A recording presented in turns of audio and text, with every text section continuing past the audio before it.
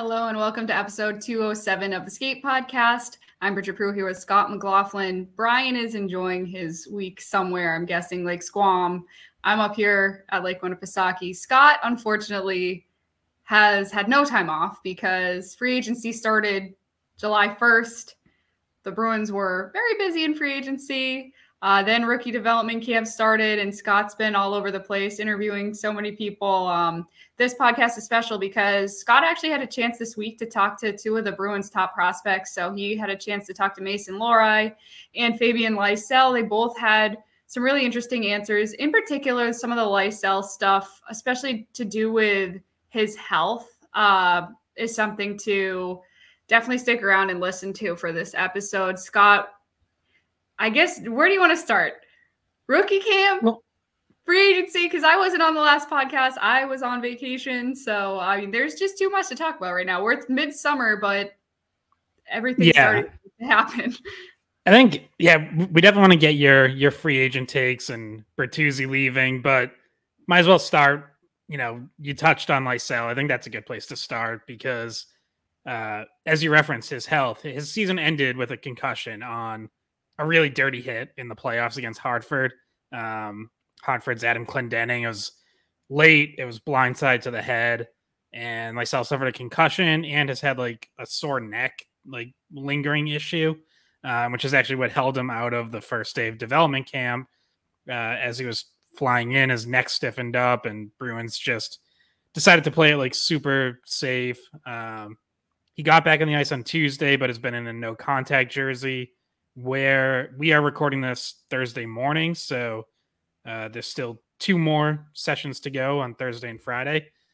But yeah, he admitted like it threw off his off-season training. He couldn't really go full speed right from the start. He had to focus on the recovery, and now he's starting to ramp up, and he said he felt a lot better. Like he's still getting treatment on his neck every morning, but feels good when he's out on the ice. So that's good to hear. And yeah, him and Mason Lohrei, obviously Bruins' top 2 prospects and 2 guys who could make a push for the team. I think, if you had to bet right now, you'd probably bet on both of them starting the year in Providence.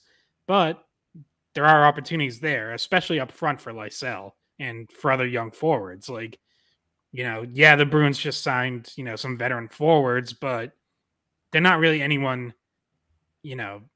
like Patrick Brown isn't going to, I made this point last, but like Patrick Brown isn't going to stand in someone's way if a young kid comes along and beats him out in training camp. So the opportunities are there. And for Lysell, like, there could be opportunities even on second or third line. So if he can earn and push for that kind of spot, it could be there for him. So yeah, so we talked about his concussion. We talked about, trying to make that push to make the team, things he's working on, how he thought his first pro season went, which he wasn't especially happy with the second half. And, we'll kind of get into why, but he did, have a drop off and most notably at World Juniors had 0 points in 7 games with Sweden. So he talked about that and how he's trying to, kind of put that behind him. And then on Lohrei, again, talked about him trying to make a push and how he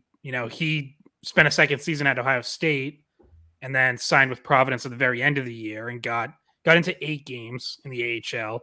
So talked about, kind of what that experience was like, what he learned, what he's still learning. His work with Adam McQuaid, who he said has been a big help for him. So yeah, lots of good stuff there. Adam McQuaid is someone that we see a lot. Like he's very hands-on and involved in rookie development. I'm not sure how much in recruitment, but I see him at Hockey East games, the Hockey East tournament. I've seen him college hockey stuff at the Bruins. So he's very hands-on and some people might not know that, but behind the scenes, he's really watching his defensemen, even at the pro level, even in Boston, and making assessments about like, okay, where do they fall in the depth chart? Do I have someone in Providence that, ready and things like that? Yeah. And he does a lot of traveling during the season to see these kids and meet with them in person. He'll go out to Ohio State for a weekend and spend that time with Lohrei. He'll go up to Quebec to talk to a Frederic Brunet or, whoever it is. Like he's all over. So yeah, definitely hands-on in that role. And I think I think this role really suits him. But I guess another piece of news to note that happened this week is John Gruden, who was the Bruins defense coach last year, left to become head coach of the Toronto Marlies in the AHL, which, great for him. Like that's a good job. I think anyone will take head coach over assistant. But it does leave the Bruins with an opening on their staff. And my first thought was like Adam McQuaid would probably be a great defense coach, but I also think he's so good in this current role and seems to enjoy it so much that I wonder if he just stays there and they go with someone else for defense. Chara. No, I'm just kidding. Get the gang back together because Lucic is coming back, but we still don't know about Bergeron. But I kid. I don't think Chara's coming back to coach. But yeah, no, that's McQuaid's role, and Lohrei seems to really be learning a lot from him. From what he said, you'll be able to hear what he said about working with him. And so Scott, rookie development wise, you've been there for the last few days. I haven't been there yet. Obviously, I'm in New Hampshire right now. But my very first year out of college, my very first rookie development camp that I covered, I remember there were some guys that were just like complete standouts. And guys that you maybe didn't know going into development camp were gonna, really stand out and make a push to be on Boston. And the year that I was there, it was Charlie McAvoy's year that his first rookie development camp. And Brendan Carlo was another standout guy that very first year that I was covering. This was for a different outlet, but covering the Bruins. Who so far for you has, even if it's just their skating, right? Like some of these guys have just this incredible elite skating ability, whether it just be like smoothness or speed. Anybody in any facet so far standing out to you? I mean, Lohrei is an obvious one, but I guess, people probably want to hear that too. Like he has looked better than pretty much everyone else on the ice.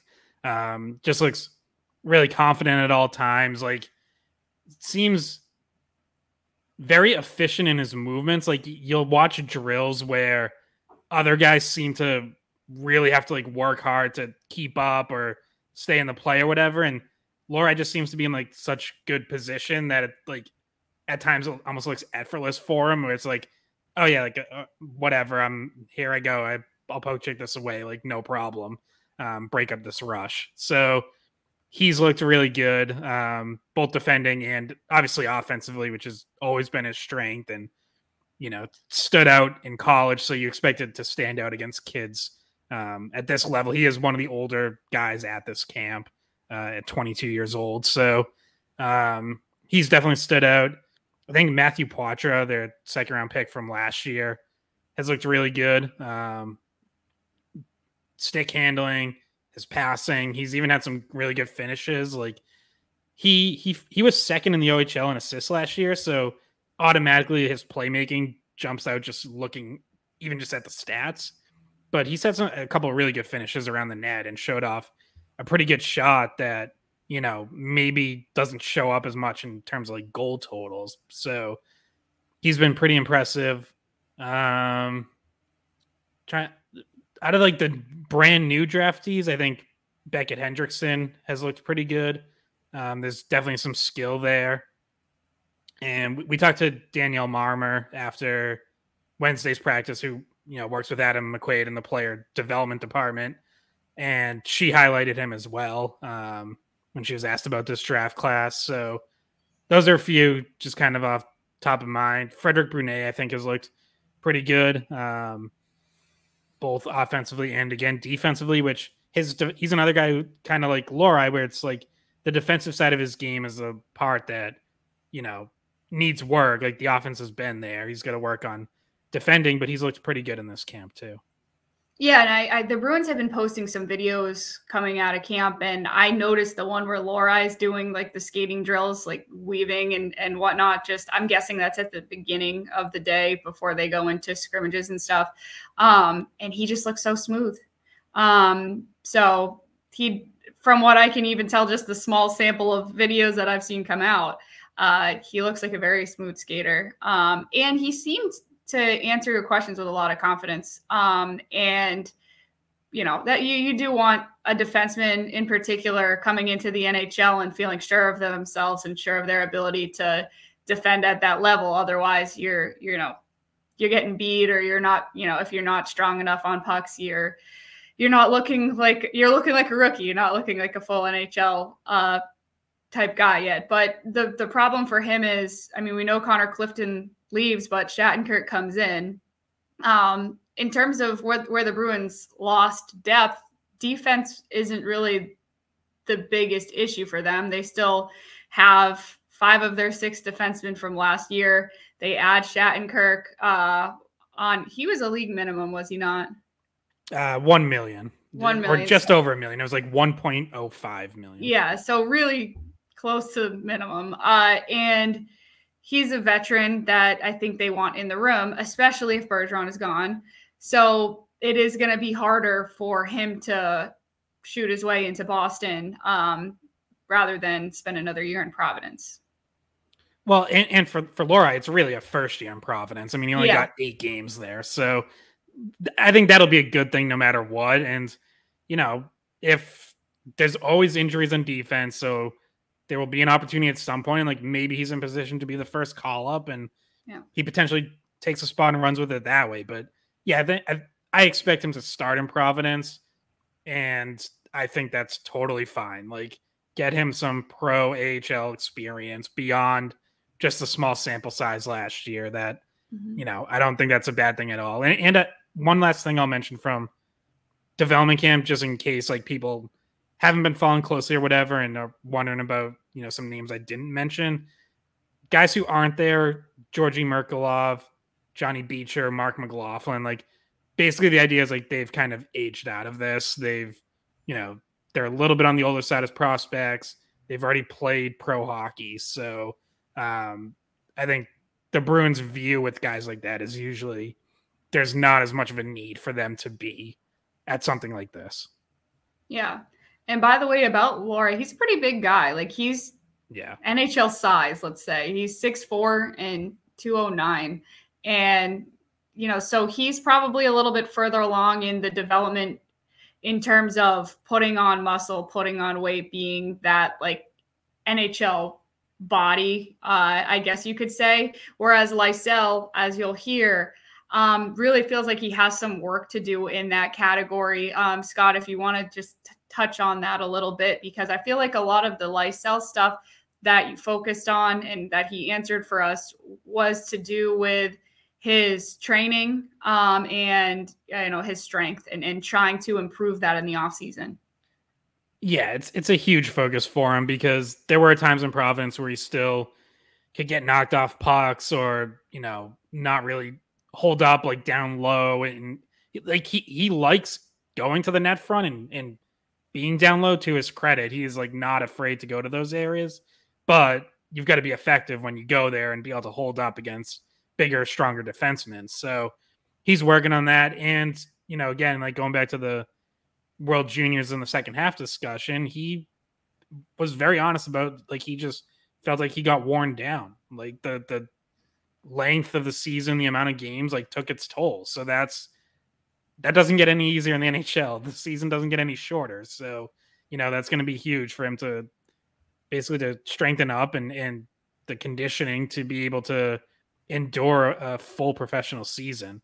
Lohrei, you're right, like has the size. I think there's still strength that can be added there as well, or at least how to better use it in terms of like D zone battles and things like that. So yeah, yes, further along, but like still work even for him to do in that department.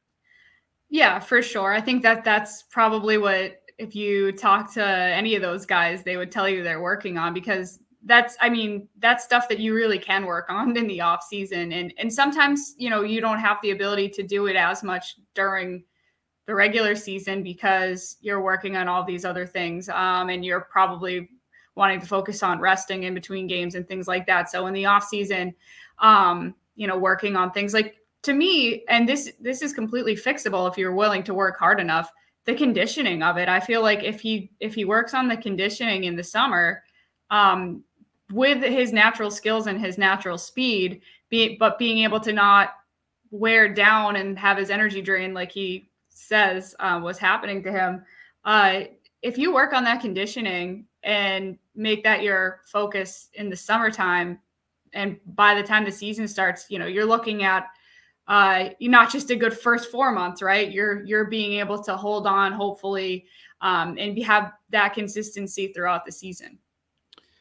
Yeah, exactly. And, like you'll even hear, even if you put on that strength, muscle, weight in the off season, like being able to keep it on or keep most of it on, because you hear a lot about guys in the AHL or young professionals who will put on weight in the off season and then lose it during the season. Like pretty famously a couple years ago when we were all talking about like Jack Stanika bulking up and looking jacked over, jacked Stanika over the summer.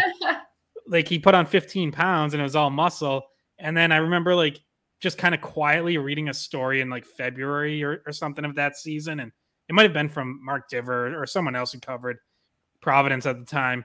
And it was like, he had lost 15 pounds during the year. So it's like, okay, well that's all gone. Like either by design, because he, couldn't really play at that weight, or because it's just hard to like keep all that on during the season. You're playing so much, you're working out so much that it's, I wish I had this problem, but for those guys, like in season, it's easier to lose weight than to put it on. So yeah, it is, especially in hockey. And my brother's a trainer, and I eat too much popcorn to lose weight during the season. Yeah, you do, Scott.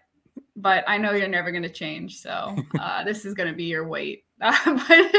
So like my brother's a trainer, and even putting on 15 pounds of muscle when you're already small, right? Like these guys are already in really good shape. So it requires eating a lot and a lot of protein and a lot of lifting to put on 15 pounds like that. So, and obviously with all of the cardio that guys do, just naturally playing hockey, that weight can fall off if you're not nutritionally making sure you eat so many calories. Like he has a friend that just can't put on weight because his body just metabolizes everything too fast, and he would need to eat an absurd amount of calories. And then if you overshoot it, then you're slower. Like it's hard to do. It's kind of a fine balance. That reminds me, I haven't written about this yet, but we also talked to Christopher Pelosi, the Bruins. He was actually the Bruins' first pick this year in the 3rd round. And he was talking about how like he clearly has to put on weight. Like he actually looks like almost skinny. So like he definitely needs it. And he admitted that, but he said like his offseason program, he's like, yeah, I have to eat like even when I'm not hungry. He's like, I usually just like don't eat a lot. And he's like, I just have to eat. Like I just have to. He's like, I'm like almost never hungry, but it's just all right. It's time to eat. It's time to do more. So yeah, like that. And that's why it's a new thing for those guys, because really for most of them, getting drafted at 18, it's like, yes, they've been doing training. They come up through whatever program they're at, and it's all hockey focused, but for the most part, like a lot of those guys can just get by on skill to this point. And it's like, you don't have to worry about, or at least not as much about all the off ice stuff and, taking care of your body and all that. It's like, you're just skilled enough and so much better than everyone else that it doesn't really matter what you do. Yeah. And also part of the process is usually it's a bulk and then a cut. So like while you're bulking, it's fine if you put on a little bit of extra weight and really just work out more, and then you cut after, but you probably don't want to be bulking necessarily during the season. I wouldn't think, but yeah, you'd probably want to bulk in the summer, start cutting down, and then seeing, kind of go into a maintenance phase during the season. It's hard. They all have like great nutritionists. Like the Bruins organization has people around helping with each guy's individual programs of what they should be eating, what diets they're on, like monitoring their weight, monitoring their muscle, all that kind of stuff. So they get a lot of help. But for, like you're saying, for a lot of them might be the first time they're even hearing of some of this stuff.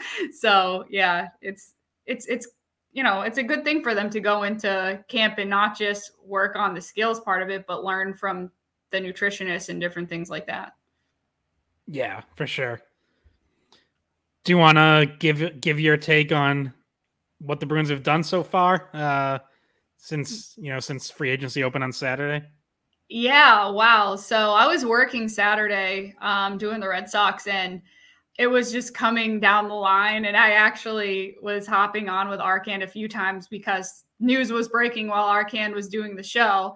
And so I was there when they announced, or when the news broke that Lucic was coming back, which was kind of like the big name one just in Boston because of the history here with Lucic. And, you know, I don't hate that. I don't see an issue with it if he's going to be a fourth line guy.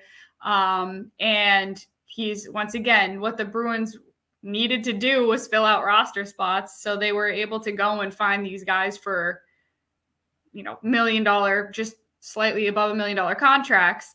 They get Van Riemsdyk, who he was a Bruins killer for a while. And I've always liked his game. He's a bigger guy, played at UNH. So did all of his brothers. He has some local ties. He was a really high draft pick, wasn't he? He was high. Number 3 overall. Yeah, he was. And he has this great net front presence. Was he even number 2? Was it Kane and then Van Riemsdyk? I think so, because I think that was the first time ever that 2 American-born players were picked 1 and 2. Yeah, I think it was number 2. Yeah. And so he was, you know, he's obviously a little bit, I don't want to say past his prime, but like that sounds insulting, but he is. I mean, if we're being honest. I know, I'm just trying to not be insulting because I would hate if someone said that about me. But so we're in the entire skate pod team is in our prime, I think. Of course. Peak form.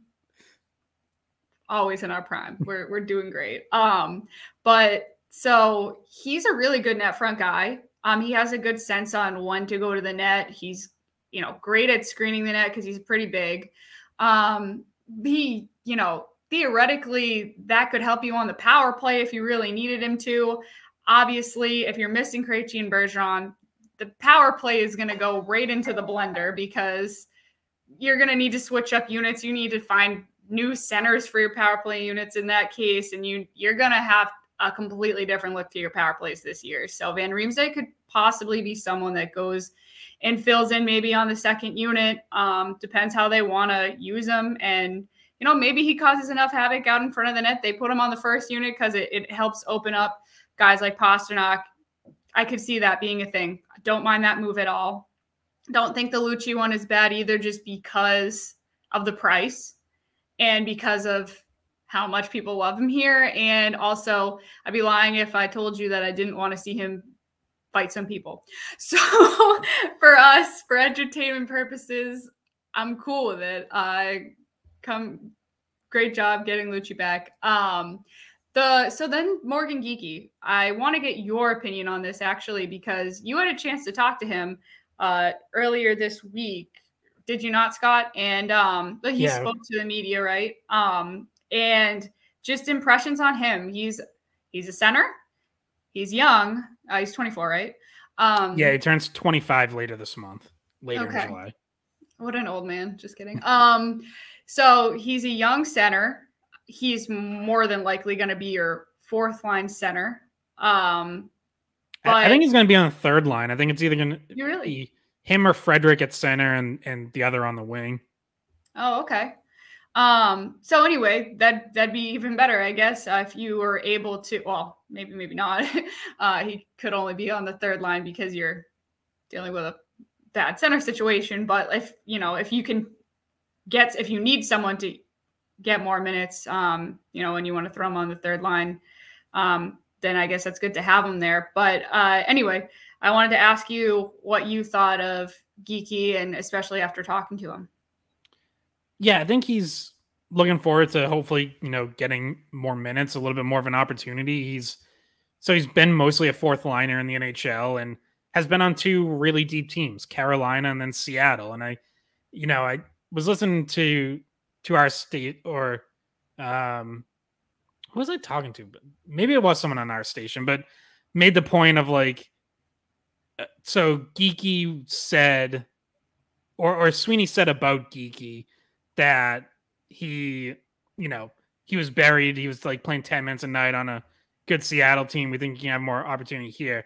And actually it was Andy Hart. I was on Fitzy and Hart, and they, yeah. And Andy was like, wait, so that means you're not as good as Seattle? And it's like, well, right now, no, you're not as deep as the Kraken were last year. But the Kraken were a really deep team. They were 1-2 with the Bruins all year in 5-on-5 scoring. Like, that was a good offense. So being on a fourth line there, like, that's not a bad thing. That was a deep team. So I do think he's someone who could, take advantage of more opportunity. His rate scoring, I made this point on the last pod, was very good. Like, he was top 10 in assists per 60 minutes at 5-on-5. I think he was like top 50 in points per 60 minutes at 5-on-5. So there are some encouraging signs there. But obviously, if you move up in the lineup, you're also facing tougher competition. You're going to face more second and third lines than fourth lines. So, you'll see how he does. But like, there's definitely skill there. He is a good playmaker. He has a good shot. He forechecks, which obviously we know is, an area of emphasis given that was so decisive against Florida and even Carolina the year before.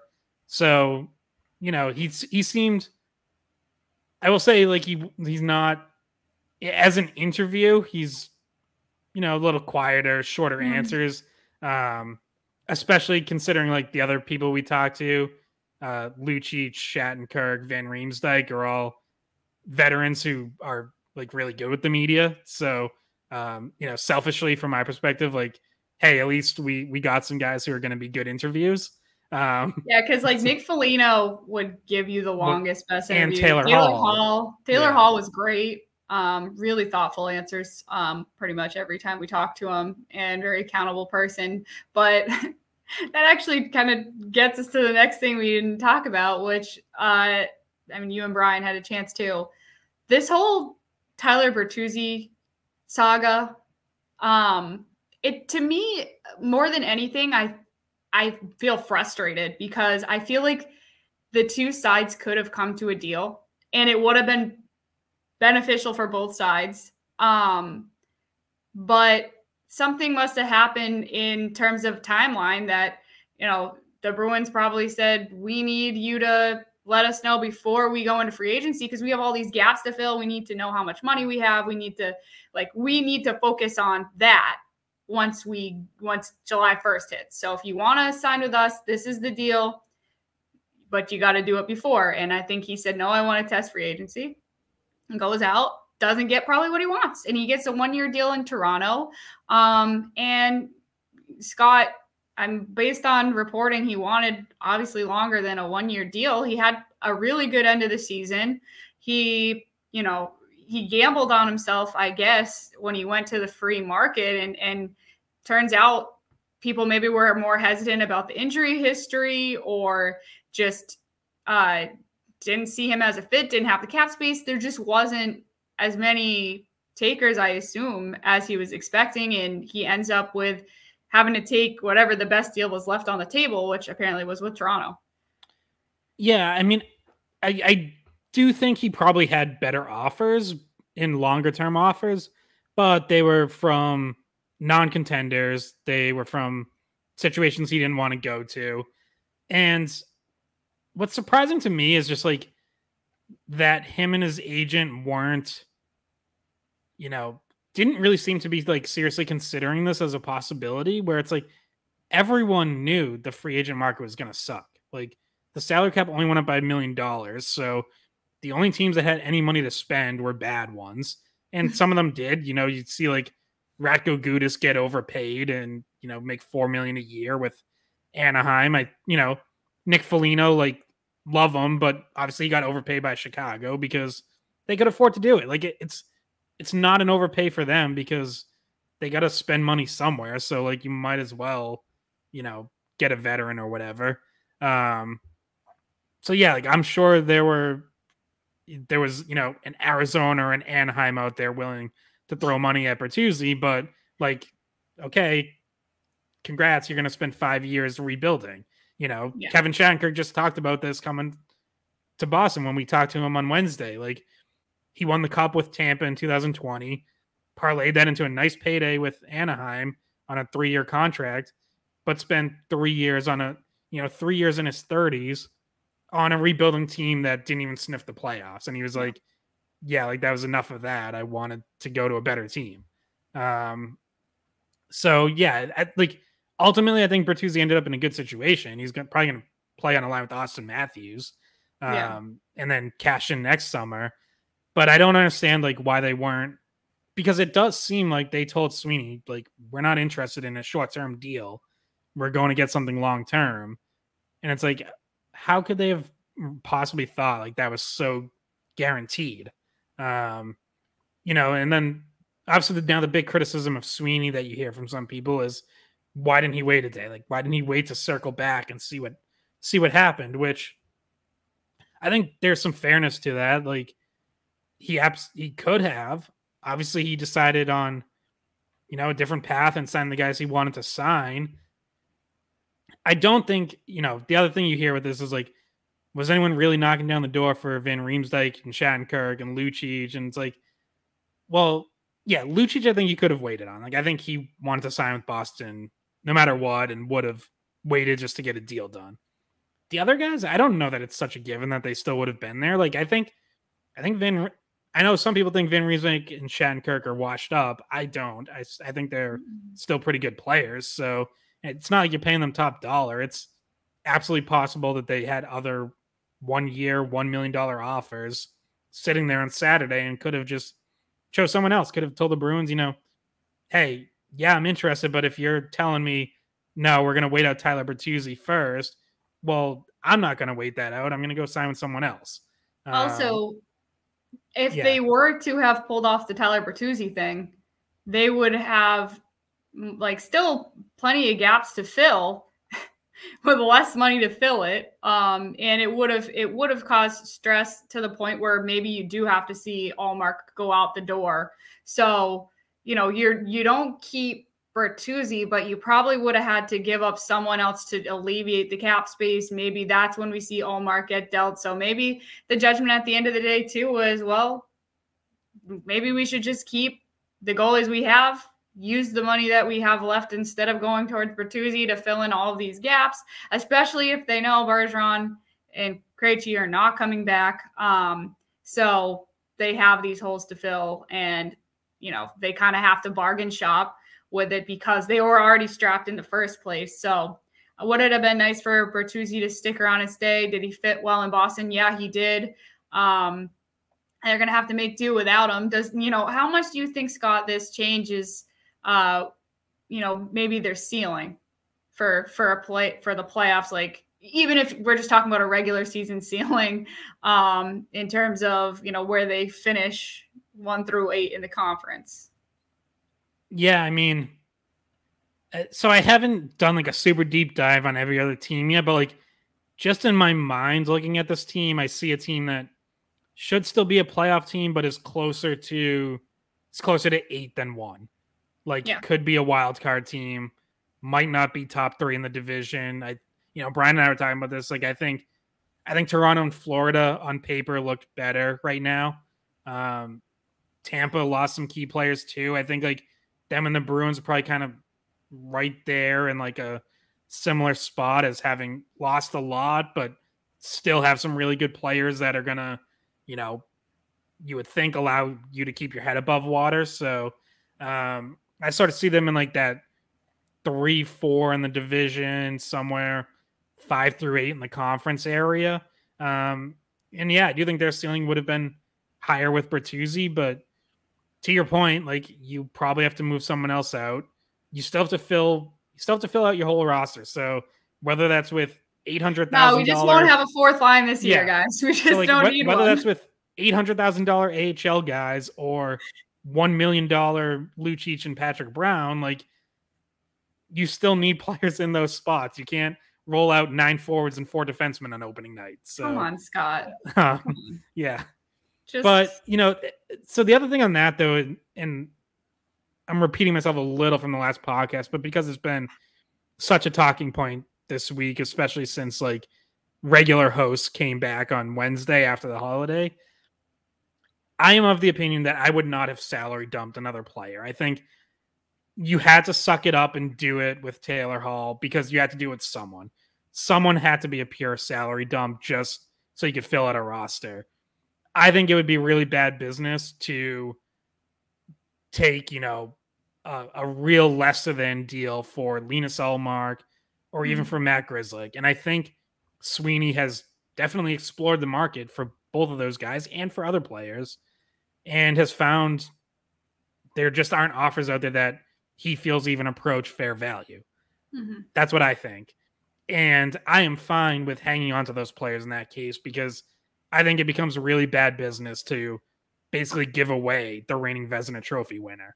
Yeah. But it seems like there are people who feel like they should have done that in order to keep Bertuzzi.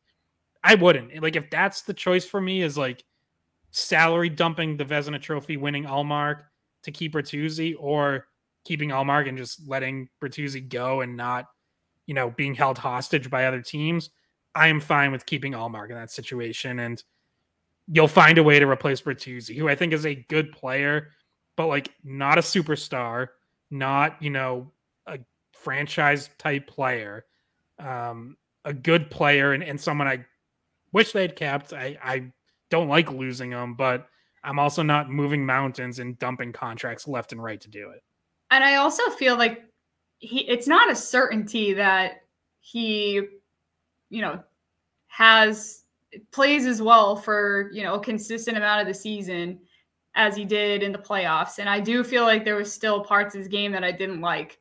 And so missing out on him, yes, you're missing out on a good player, but maybe in the long run it works out. You didn't have, maybe, having the goalie duo, maybe Swayman gets hurt, maybe one of them gets hurt, and you're like, wow, I'm really glad we had both of them again this year.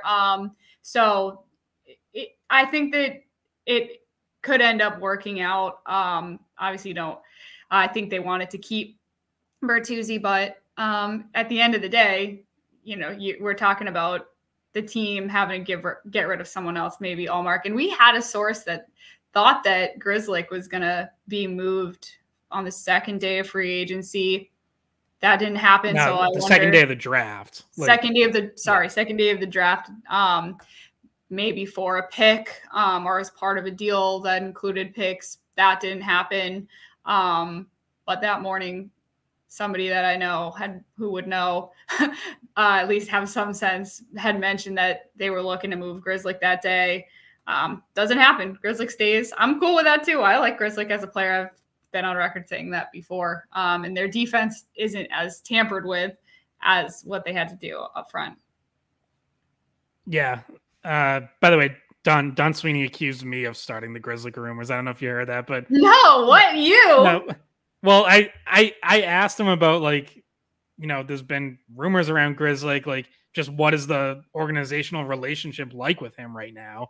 And Sweeney was like, well, I didn't start the rumors. And he was like, maybe you guys should look in the mirror. Yeah, well, I was like, I don't think I started them either. I mean, no, I don't have the best memory, but I don't think it was me that started the Grzelcyk rumors. Going back, I believe Greg Hill had one of the first reports of Grzelcyk. Yeah. Anyway, we do have sources that say these things. That's why we ask the questions. But yeah, no, I don't think it was you, Scott.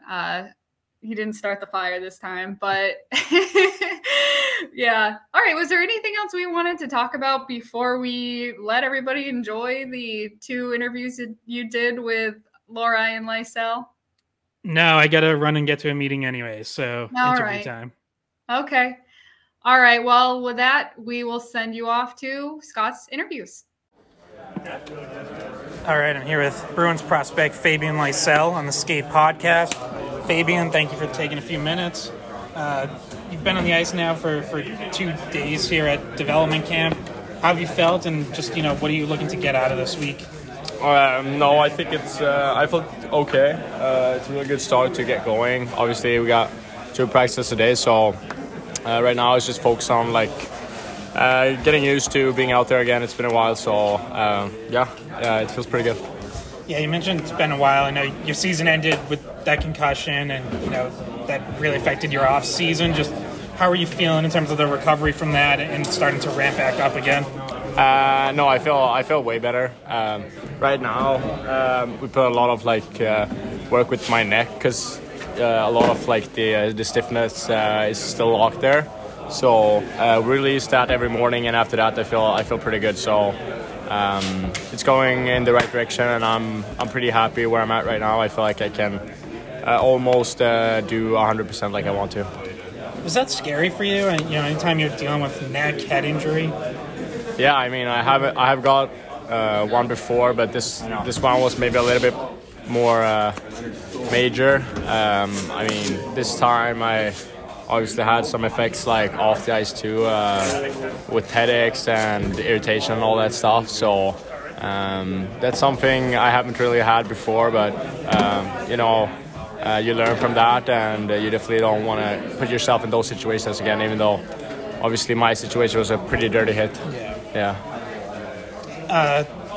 That aside, how did you feel about your first professional season in Providence this past year? Okay. I mean, a lot of up and downs the last 4 months. I touched on that yesterday too. I think playing pro hockey, it's a lot of being able to switch on and off, and that's something I haven't really done before for 80 or 90 games or whatever, how many I played last year. I was pretty happy with the first 4 months, so it's a good learning experience, and I think coming into next year, I know more things that I can take advantage of coming into next year. You mentioned you had gotten off to a really strong start down there. Was that the main thing in the second half? Was just how long the season is and doing it over and over again, for that many games? Yeah, well, for me, I think, like I said, I think it's very for me at least, it was very hard to cool down after a game and so, and after a while, that gets your energy less and less for a long period of time when you've been going for that long. And my season last year, I mean, I had a lot of things going on. I played the tournament in summer, and then training camp, and then the season started, and then I played the tournament again in January, and then it was on it again after that in playoffs. So it was very hectic, and I haven't been that busy playing ever. It's all about finding your ways to cool off when you can, and then be on it when you can. Because if you don't, then it's going to be a little bit like last year, where maybe my energy drains out after a while. So it's all about finding tools to reset. You mentioned the 2 World Juniors, and I know the second one in January individually didn't go how you wanted. Just what kind of happened there, and how did you handle trying to bounce back from that? Yeah, well, to be honest, what happened was a little bit I just touched on. I was pretty burnt out at that time. Already by that time, I was I felt it was I couldn't recover after a practice or game and all that. So that put a lot of energy that when I was out there playing, I felt exhausted. That's might be a reason why it did it went, but I'm not gonna sit there and put other things in front of that. I'm still a pro, and I was not happy about the outcome of that tournament, but at the same time, it's a good learning experience, and sometimes you're gonna have setbacks, and it's all about bouncing back from those. So you learn from it too. How have you learned to try to bounce back from that and not stay down too long, be able to kind of pick yourself back up? I mean, it's all about what I just said. I think putting things in the past, and then looking for the future, and always trying to get better and enjoy it at the same time. I feel when I'm at my best, I'm really enjoying it out there, and I'm happy to be at the rink every day. So that's really my focus right now, and that's what I'm trying to aim for every day. And when I do that, I know I can play pretty good hockey. So yeah. Now that you're starting to ramp up this summer, what kind of things are you focusing on, both on and off the ice? Well, it's you're always trying to do. It's hard to really know like what exactly you want to focus on because there's so many things you want to get better at. You want to get better at everything, but I think for me, it's been first month of the off season was more like recover from that concussion and the season, and really do that properly. And now it's all about like getting stronger. I want to get a little bit heavier too, and the conditioning part I think it's going to be huge for me next year. So I really want to be in good shape to be able to maintain my playing style throughout the games and for all that for a long period of time. So that's where I'm putting most of my work on, both on and off the ice. How do you balance getting stronger, putting on some muscle while still keeping your speed and making sure it's not taking away from that? Well, I think you put it like into small pockets. I don't think you can do everything at once. I think the first stage of the summer you kind of like try to put more on the strength and build muscle spectrum of your workouts, and then as the summer goes on, you're getting closer to the season. You're trying to like add the speed and all that stuff to it, so it kind of like goes in together. So obviously like the first month and a half now, it's been more of like the strength and building muscle, and as the summer goes on here, it's going to be more of like using that and with power too, so you can use it out there. Boston has obviously had a lot of turnover this off season from last year's team. Do you kind of allow yourself to look ahead at the possibility of fighting for a roster spot? Yeah, of course, that's always, I think that should be everybody's goal coming into camp, and like I said, I'm no different. I really want to be on that team, but it's a great organization and something you really want to be a part of. So I think for me and for everybody else, it's just like about finding your own ways and working hard and just trust the process and then but I'm really looking forward to come September. What have you learned going through training camps and pre-seasons in the past here? Yeah, well, coming into your first ones, it's could be a little bit overwhelming, to be honest, because you're not really used to that. It's a lot of attention and a lot of new guys. When you're young too, you're from a different country, so there's a lot of things that happen around you that you maybe not know beforehand, and people can tell you, but you really have to like experience that. So for me, I think that was maybe my first 2 ones, but now I think I'm better at like keeping that aside and being able to like focus on myself more and do the right things there. So that's kind of where I'm at right now. Are there any players you really watch closely to try to model your game after, or take things from their game, put it into yours? Well, there's so many, obviously. Ton of good players out there that I like to watch. They have a lot of good guys out there, superstars that's good at different things. Obviously Pastan, Marchand, all those guys. I like watching a guy like Barzal. I think he has a good puck control and likes to keep the puck on his stick. So there's definitely a lot of guys to model your game after. I want to ask you about a comparison that your general manager back in Vancouver made, where he had a quote saying that your skating he compared to Connor McDavid and Pavel Bure. Did you see that quote, and what did you think of that? No, I haven't seen that, but I don't know if I agree with him on that one, to be honest with you. Those guys are pretty fast, and I don't think I'll try to work to it, but definitely not that fast. Okay. All right, I'd like to wrap these up with non-hockey questions. So You've now been around Boston, Providence area a little bit. I'm curious, what's your favorite thing you've done around here, non-hockey? Well, there's a lot of things to do. I've been to a couple of basketball games. They're pretty cool. They got a couple of really good restaurants in North End there, Little Italy. So I've been there too. Providence. I don't know about Prov. They got a pretty good restaurant. I can't name the name of it right now, but we were there probably like 50 times last year. So I'll have to look that up and The let you know. Federal Hill, a little bit like the North End. Yeah, a little bit. Yeah. Smaller, but Yeah. it's the same vibe. Yeah. All right. Thanks a lot, Fabian. Good luck. Thank you. Appreciate it. All right, we're here with Bruins defense prospect Mason Lohrei on the Skate Podcast. Mason, how have the first 2 days of development camp gone for you? It's been good. It's been a good time. Obviously, seeing all the guys again and getting out there on the ice with everybody here. So I'm enjoying it as best I can.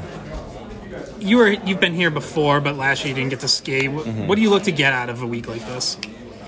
Yeah, I think always just trying to take everything I can just to learn and add to my game. Just little tips from everybody here, whether it's other guys or guys like Quater. Just learn as much as I can and have a good time doing it. You mentioned Adam McQuaid, and I know you've been in touch with him a lot over the last few years since he got drafted. What has that relationship been like, and what kind of things have you learned from him? Yeah, Quater's been unbelievable to work with. Obviously he played the game for a long time. He had a lot of success. So being able to work with somebody like that's super beneficial. And there's a lot of things from his game that made him so good that, like if I can add to my game, it'll just make me that much better.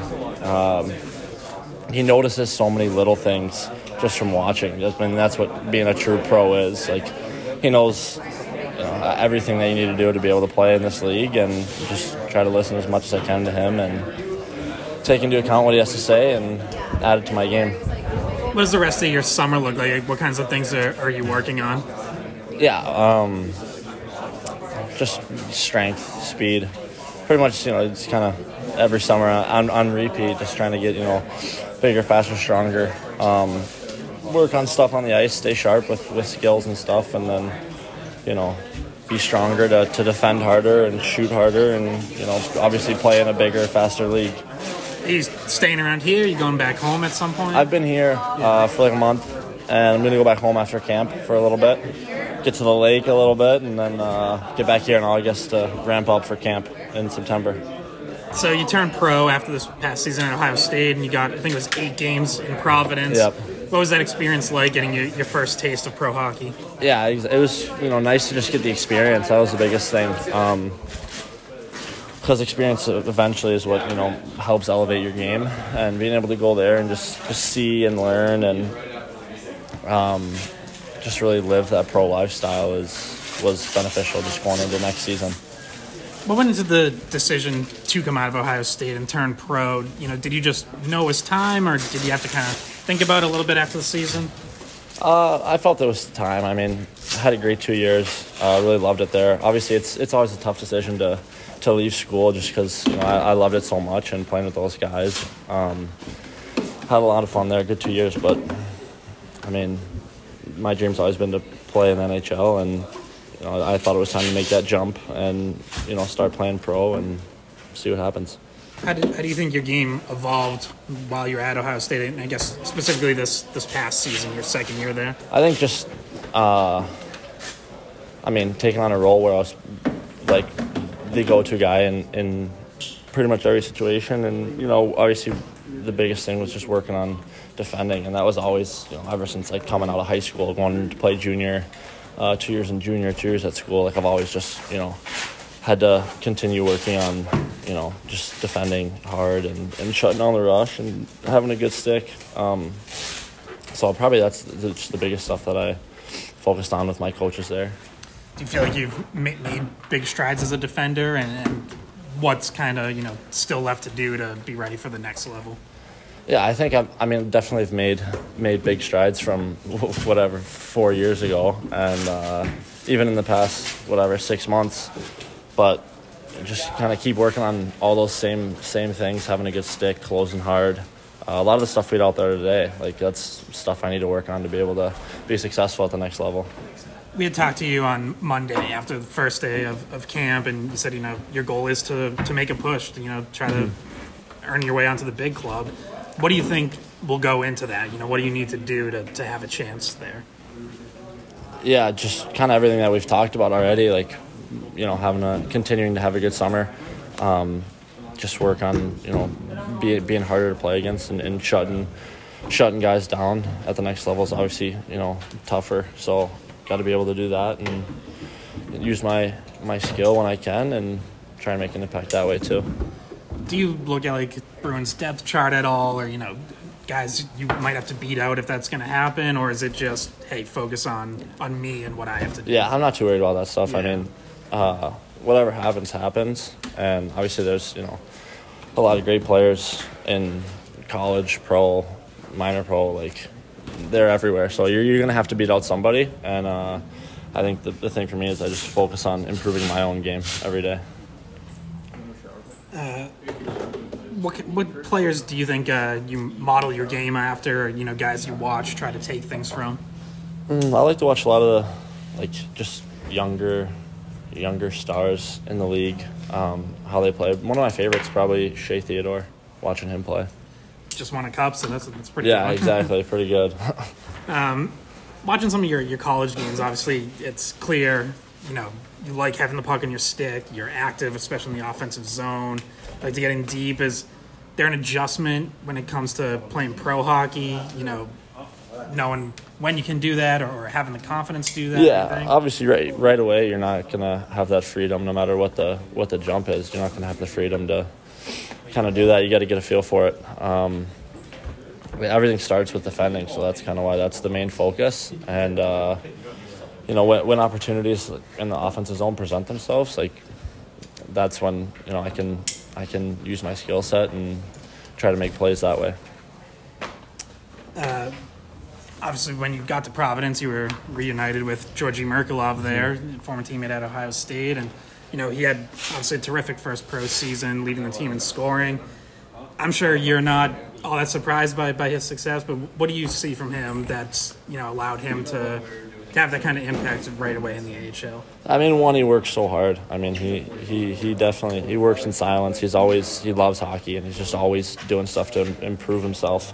And that's why, you watch him, and he's so skilled, so smart.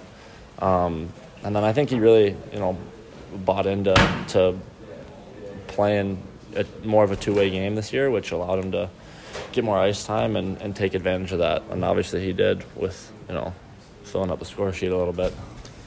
Yeah, obviously you're viewed as a top prospect now. Obviously there was a time when you got passed over in the draft for a year and, maybe weren't on as many people's radars. How did that kind of influence you or impact you, not getting drafted the first year you were eligible? Yeah, I think, can't really worry too much about that stuff. All that it's not in your control, so just showing up every day and staying the course and just working as hard as you can to improve your game. Everybody has different paths, so I think I'm a good example of that. And there's a ton of good examples. Everywhere. Marchessault just won the Conn Smythe and played 300 games in the minors. Didn't get drafted. There's so many different paths that I was never worried about it. So just keep working hard every day and improve my game. I know it's only been 2 days as we're recording this now of development camp, but anyone you're going up against stand out to you that, it's kind of really caught your attention? Everyone here is so good. Everyone's here for a reason. I can't really pick one guy right now. We've had one practice, but like I said, everyone's so good. You'll be able to watch all week, and I'm sure you'll see that the same thing. All right, so I like to end these with non-hockey question, and since we are recording this on the 4th of July, need to know best 4th of July food. Watermelon. Oh, interesting. Going fruit. Mm-hmm. All right, what are you having with it? What's on your plate? Cheeseburger, brat. Brat. There's potato salad, probably. Yeah, definitely all Wisconsin stuff. Yeah, that's probably it right there. All right, thanks a lot, Mason. Yeah, thank you. Appreciate it. Hey guys, thanks for watching the Skate Podcast. If you want to see more of our videos, visit our playlist. Not in front of a screen? You can listen to us on Spotify, Apple Podcasts, or wherever you get your podcasts. Don't forget to follow us on social media. And if you enjoyed this video, please don't forget to give us a thumbs up, subscribe to our channel, and leave a comment.